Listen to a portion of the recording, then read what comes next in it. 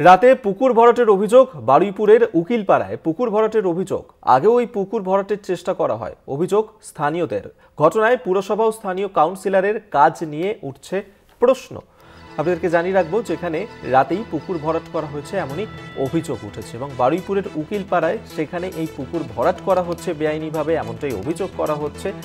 এবং অভিযোগ স্থানীয়দের যে এই ঘটনায় পুরসভা ও স্থানীয় কাউন্সিলরের কাজ নিয়েই তারা প্রশ্ন তুলছেন। এর আগে ওই পুকুর ভরাটের চেষ্টা করা হয়েছিল এমনটাই অভিযোগ করেছে তারা, এবং রাতের অন্ধকারে এইভাবে বেআইনিভাবেই এই পুকুর ভরাট করার কাজ সেখানে চলছে এমনটাই অভিযোগ করছেন বারুইপুরের উকিলপাড়ার স্থানীয় বাসিন্দারা। পুকুর ভরাটের অভিযোগ এবং এর আগেও এই ধরনের চেষ্টা করা হয়েছে এমনটাই বলছেন তারা। প্রিয় গোপাল আমাদের সঙ্গে টেলিফোনে রয়েছেন প্রতিনিধি। প্রিয় গোপাল, ঠিক কি ঘটনা ঘটেছে, কি অভিযোগ স্থানীয় বাসিন্দাদের?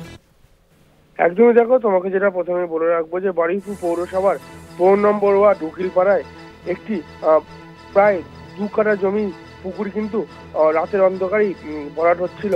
এবং সেখানে যখন আমরা যাই তখন সেখানকার যে মালিক, সে মালিক কিন্তু বলেন যে এই যে পুকুর ভরাট, এই পুকুর ভরাট সম্পূর্ণটা জানেন এখানকার 4 নম্বর ওয়ার্ডের কাউন্সিলর রচনা মল্লিক। কিন্তু বারুইপুর পৌরসভার উপপ্রধান এবং বারুইপুর পৌরসভার 4 নম্বর ওয়ার্ডের কাউন্সিলর যেটা জানিয়েছেন যে এ ব্যাপারে তারা কিছু জানেন না, এবং বারুইপুর পৌরসভা থেকে এই পুকুর ভরাটের জন্য যথেষ্ট ব্যবস্থা নেওয়া হবে।